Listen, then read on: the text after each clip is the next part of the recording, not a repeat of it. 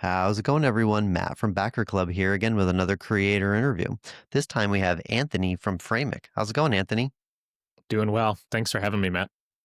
Awesome. So yeah, we just have a few questions for you today about your new project, Fraimic, and we're just going to jump right into them. So for someone that's brand new to Fraimic, can you give us a brief overview of the project? For sure. Yeah, so Fraimic is a smart e-ink canvas that allows you to instantly change the art in your home and your business quickly, simply, without any added app, using your phone or your computer or even your voice. It's designed to transform the way we display and enjoy art in our photos, in our homes, and our businesses. Wow, very cool. So where did the inspiration for Fraimic come from, and how long have you been working on it? The idea came to me, I would say probably at the beginning of this year. I, like anyone I think who hasn't been living under a rock for the last 2 or 3 years, have been ignited by the creative possibilities and capabilities of artificial intelligence. Yep. I have always been passionate about creator products, right? Products that people can use to create things. And I think when I looked at what we can do with DALL-E, with GPT image generation, with any of these sort of image generation tools, I look at large language models and I look at this creation and see that it is so powerful. And yet the only way to really harness it is by like unlocking my phone or opening up my laptop. Yep. And it's like, how do we take the amazing capabilities that GPT brings us and get it out of the keyboard on our phone and our computer? So that's why Fraimic is sort of doing what you normally do when you go on to DALL-E or Midgen to create an image, but instead of having to deal with your phone and sending it and everything, it's like just tell Fraimic what you want to see, because Wow. that's what you're already doing with GPT.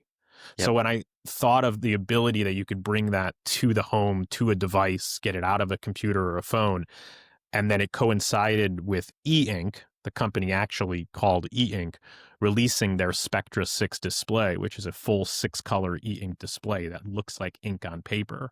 It was just a Mm, perfect synergy of both of those concepts combined, and it said, look, this has to be made. wow. Yeah. Yeah, that's really cool. And so how long have you been working on this? The idea was created, I would say, in the beginning of this year, Oh, wow. Okay. um, So fairly new. maybe February or March, and I have been acting fast, like you do Yeah. with any piece of technology that is kind of reliant upon performance in a screen or a third party. I knew that if I'm going to do this, got to do it quickly. Not my first rodeo. I've launched multiple other projects on Kickstarter. Oh, I okay. have a small team that I've worked with in the past. I like to turn products around in 12 months, and so that's what we're kind of doing here, and that's what we're focused on. Wow. Yeah, that's exciting. Yeah, Yeah. really cool. I think you do you have Framic there with you? I think I see it there. Yeah, hiding in the corner. Yeah. So this is one of our earlier cosmetic samples. This is what we call our standard frame. I've got a piece of it. Sorry, it's reflecting my light shining on Yep. there. That's actually a That's good all right. context there you can see. So it's designed to naturally reflect light. It's designed to not be backlit or show Yep. any sort of, blue light or transmission or anything like that. There's an LED indicator here, so it shows when you're recording or when you're not, Mm. right? There are capacitive touch on both sides of the corners for you to basically touch, tell Framic what you want to see. Actually, I just touched it, so it's recording right now. I don't know what kind of image it will make if I end the recording right. That would be kind of funny actually to see. So that's as simple as it is. On the back of it, you're going to see a back plate. So everything in the electronics are Oh. sort of contained within Yep. this. And we did this because we want this piece to fit in any frame. Frames are super important for people hanging art in their Yep. homes. So shipping it or pushing it to just with one frame would really limit the potential of the product. So this unibody design is designed to just pop out, right? You take these things out Yep. across and then you can put it in any frame. So Oh, very cool. so Yeah, the it's not screen stuck in and the its own mat. special frame. Yeah, Yep. yeah, yeah. And that's kind of why we call it a canvas, right? More of like a smart canvas than a smart frame, because it's the canvas inside that you can do whatever with. But it's Very cool. very compact, very simple, and designed to hang just like a regular picture frame, but Yep. with all the electronics inside and the voice there. Yeah. Very, very cool. Yeah. So I noticed you mentioned that it uses like ChatGPT to actually create and Dolly to create the image generation. Is there any like costs on the user's side, like any subscription costs or anything associated with Framic? Yeah. So, I mean, I've been building consumer electronics for over 13 years now. And I feel like if there's one thing it's taught me is how much I hate mobile apps and how much I hate subscriptions. I was Yeah, like, if I make exactly. another piece of hardware, I'm just not doing it. I can't Yeah. do it to another person. I hate it when they do it to me. So it's very intentional in how I've created this. I really don't want to have people have to sign up or pay for a mobile app to look at a freaking art frame. Yeah. They should just be able to use it. On the GPT image generation side, as I'm sure anyone who's familiar with Yeah. having an OpenAI account or creating images, that there are credits that you essentially Yeah. use to create those images.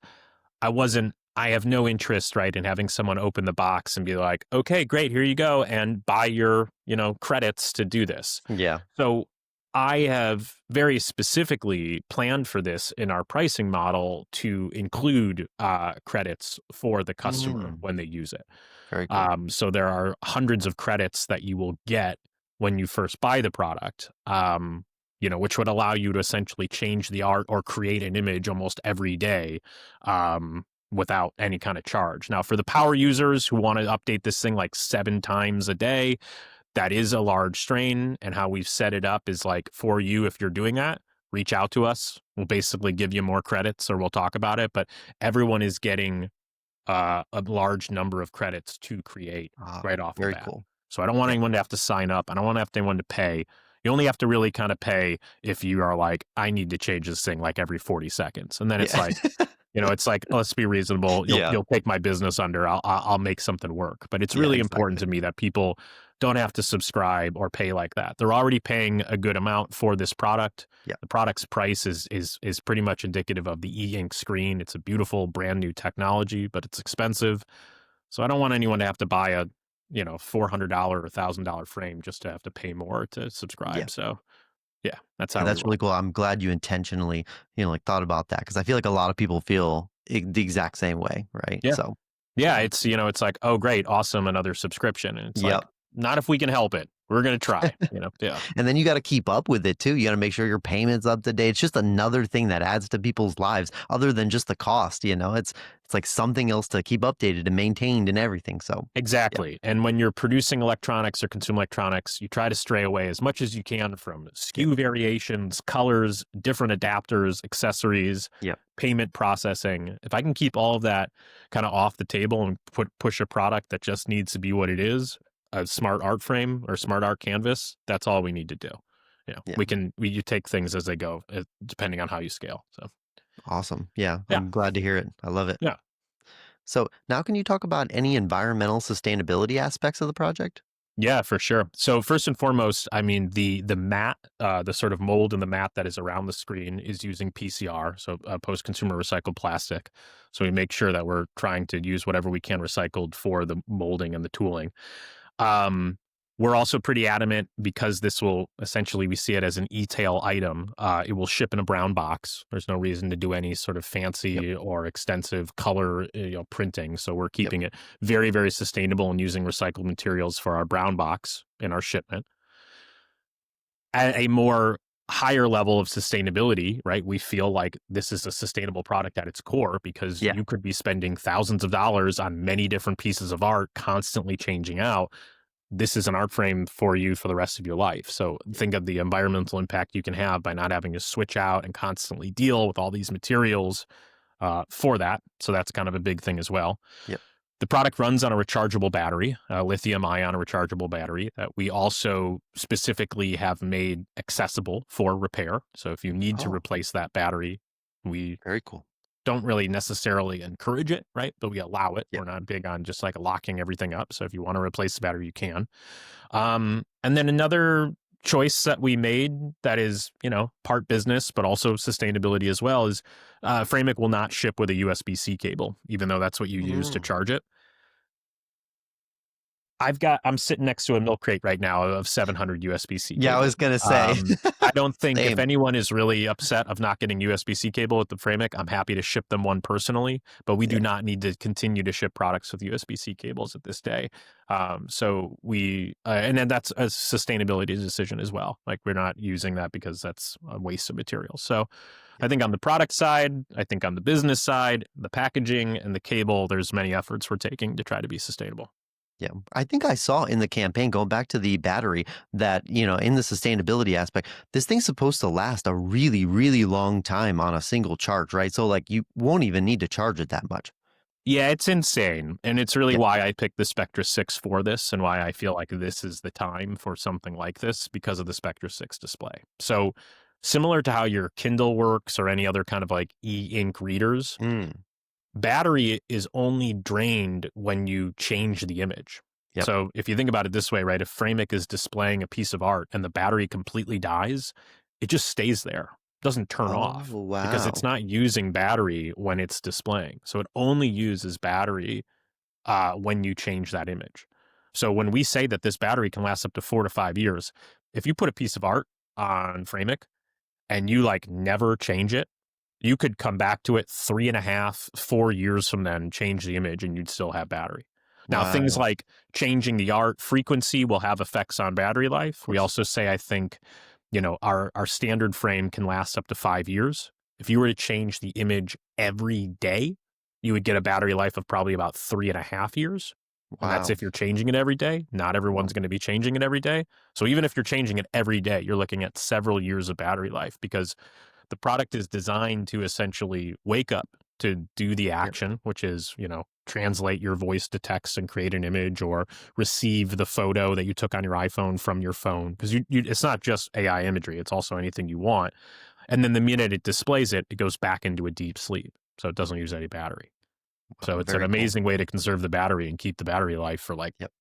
over 4 years, 5 years. Yeah, that's Yeah. just insane now. Yeah. Yeah. That's really And cool. it's important. I mean, that's a Yeah. huge selling point for a piece of art. If I got this hanging over my bed, I'm not going to be like, oh, sorry, honey, I got to wake you up to plug my USB-C cable in to like crawl over, to get it. Like that has to happen once in a blue moon. So that's really important. Right. Wow. Yeah. Yeah, that's really cool. I'm so glad that there's so many environmental aspects of this campaign. Like, it's great. Yeah. So Yeah. now, can you give us a brief overview of the team and our partners in the project? Yeah, for sure. So it's a small team to start. It's how I always kind of keep it. It's made up of myself, our product and UX designer, Nathaniel, our electrical engineer, Josh. We have two firmware and software guys on our team, Angel and Patrick. And I have a creative director, a longtime sort of creative collaborator of mine named Jeff, who does a lot of our branding and our graphics. Um, some of these guys I've worked with on my other startups before. They're what I kind of call my wolf pack. They're just Yep. a bunch of wolves that just love to work in silos solo. They know how to get stuff done. They hate corporate pay. They hate corporate life. So they want to do it this way. And I'm like, great, Yep. let's go. And they just know how to get stuff done. And we keep it lean and we keep it quick. We're all on Discord. It's a wonderful way of working, but we're getting everything done this way. And it's been a blast. Yeah, that's awesome. That's Yeah. awesome. It allows you to move really agilely, quickly, allows you to get stuff done super quick. So yeah, love it. Love Yeah. the short, sweet, to the point team. Awesome. Totally. Yeah. And I've worked with these guys in the past. I know what they do. Yeah, And yeah, so far so good. sweet. So with all the ways to launch a new idea, why did you choose Kickstarter? I as I mentioned before, I've had other products that Yep. I've launched through Kickstarter. And I think in addition, I am naturally drawn to making products, especially hardware, that you can't really translate into ones and zeros on a spreadsheet for a venture capitalist or sort of conventional funding. You can't look at this and be like, oh, yeah, e ink and art frames. We Yeah. see that proven in the market. Let's do it. And so Kickstarter is as much an opportunity for us to fund the project as it is a litmus test to understand, do people want this? It's a great Mm, marketing opportunity. It's a great step in the process to finding market fit. Um, if you can't do it on Kickstarter, you can't do it anywhere. I guess that's like a you make it in New York, you make it anywhere. If you can make it on Kickstarter, maybe you can make it elsewhere. So it's a great way to get the word out. It's a great way to engage with passionate backers and listen to them. It's just the smart way to release hardware these days when hardware is really, really hard. Yeah. Yeah, I Yeah. really love how you dove into that like that, because I think it's a point that a lot of creators actually have, but it's hard for them to make. And so like I really liked how you put that into words there. So, I also believe really strongly in like, you know, letting Kickstarter do its thing, if that makes sense.